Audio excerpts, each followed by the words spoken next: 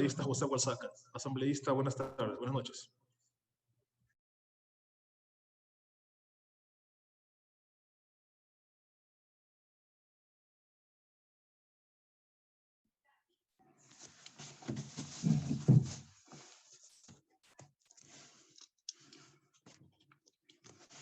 Buenas tardes, señor presidente.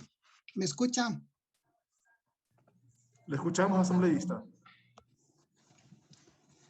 Señor presidente de la Asamblea Nacional, señores asambleístas, antes de entrar al debate, quiero denunciar públicamente que las organizaciones campesinas, las organizaciones indígenas, que a más de ser olvidados, abandonados y traicionados por el gobierno actual, por la no aplicación de las políticas agrarias y también en lo referente al derecho y al acceso a la tierra y la producción.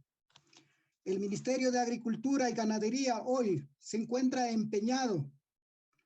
Se están revertiendo y declarando nulidad las adjudicaciones hechas por el propio ministerio, como es el caso que están siendo objeto de engaño y falta de respeto la Asociación Intercultural El Tambo.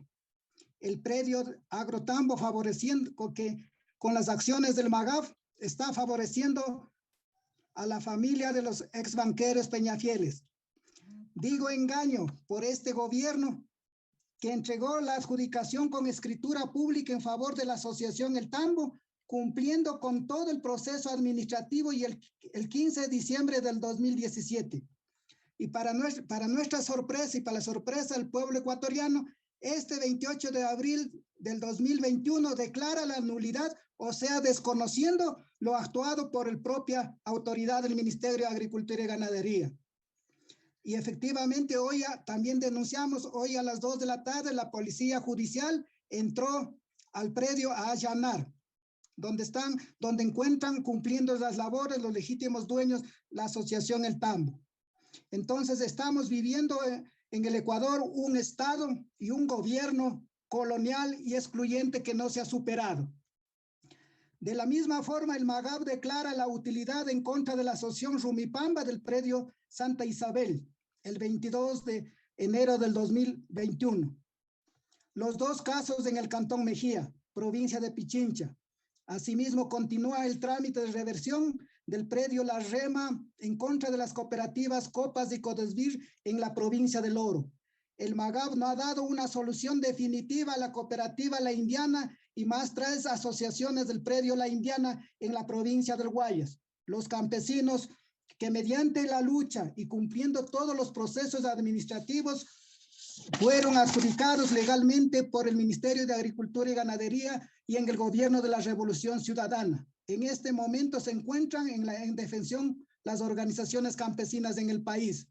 La ruralidad espera a gritos una política de la revolución agraria para la soberanía alimentaria, no la reversión de las propiedades de los campesinos en favor de los banqueros que tanto daño nos hicieron en el país. Entrando ya en el tema de este debate, quiero rechazar esta inconstitucionalidad, ley de defensa de intereses de los banqueros, porque es el propósito de este desatinado proyecto de ley. Por varias razones pido que se archive. Primero, por inconstitucional, puesto que no solo abiertamente incumple el artículo 303 de la Constitución, contradiciendo la facultad exclusiva de la función ejecutiva de la formulación de las políticas monetarias, crediticia, cambiaria y financiera para que el Banco Central la instrumente, utilizando mañoserías pretendiendo que una ley reforme la Constitución a través del enunciado del artículo 21 del proyecto de ley, al establecer que ninguna persona o entidad procurará ejercer influencia sobre los miembros del órgano de gobierno o el personal del Banco Central del Ecuador en el ejercicio de sus funciones. Esto significa que el Banco Central no solamente ya no cumplirá las funciones asignadas en la Constitución, sino que además la función ejecutiva no podrá tener ninguna injerencia sobre las decisiones del directorio o sobre el personal del Banco Central. O sea, que un directorio conformado por 5 banqueros reemplazaría la función ejecutiva. Esto significa que ni el presidente de la República, ni el ministro de Finanzas, ninguna otra persona o entidad podrá tener ninguna injerencia sobre las decisiones de estos 5 notables. Segundo, el proyecto es un proyecto concentrador, puesto que esta ley provocaría la centralización de la actividad financiera en los bancos más grandes, con lo que se pretende destruir la economía popular y solidaria. ¿Qué van a hacer las cooperativas?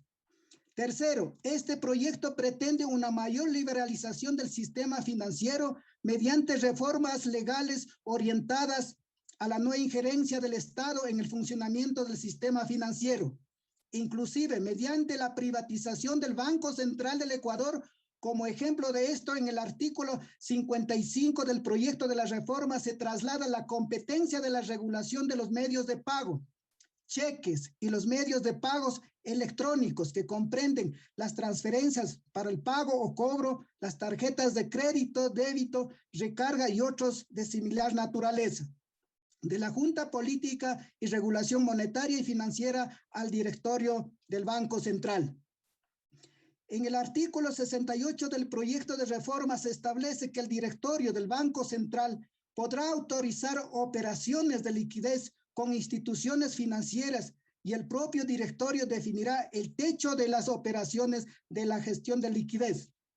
Lo anterior significa que los 5 ciudadanos, miembros del directorio del Banco Central, administrarían la reserva internacional. Cuarto, ¿por qué se crea un escenario similar al que existió en vísperas de la crisis financiera de 1999, con el riesgo de que la historia se repita, puesto que este proyecto de ley promueve la libre circulación de capitales a nivel internacional?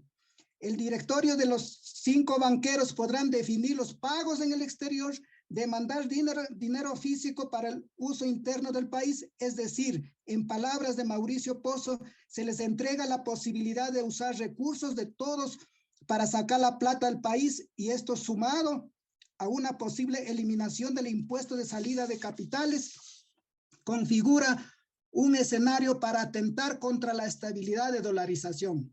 Quinto, el salvataje bancario se concreta en el artículo 33, constituye como parte del pasivo del Banco Central el pasivo de la banca privada, y además hace referencia explícita a una crisis sistémica que puede crear un escenario de riesgo moral para el comportamiento de los bancos privados, y establece la obligación del Banco Central en caso de la crisis sistémica de cubrir este pasivo. Lo anterior significa que los 5 ciudadanos, miembros del directorio del Banco Central, administrarían la reserva internacional, establecerían el sistema de las tasas de interés para las operaciones activas y pasivas del sistema financiero nacional, establecerían regulaciones sobre los medios de pago, autorizarían operaciones de liquidez con instituciones financieras cuyo techo definirían.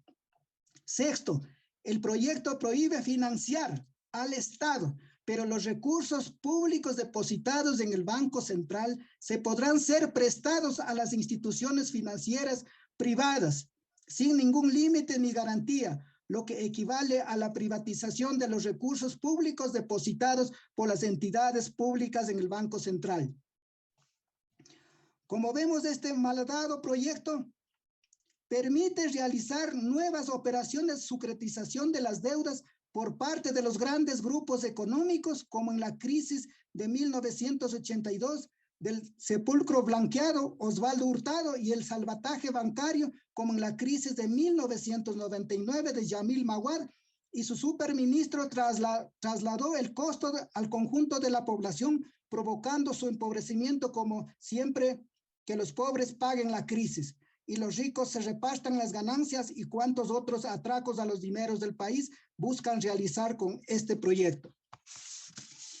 Lo peor de todo este proyecto debe ser rechazado por no ser soberano, ya que este nace de una condición del Fondo Monetario Internacional, que el país debe cumplir previo al desembolso de una de las cuotas del préstamo concedido por dicha entidad, Esto es en el embargo del desarrollo y de la vida de nuestros hijos a la banca. Dejar pasar este proyecto sería cavar nuestra propia sepultura. Señores o señoras asambleístas, muchas gracias por darme la apertura.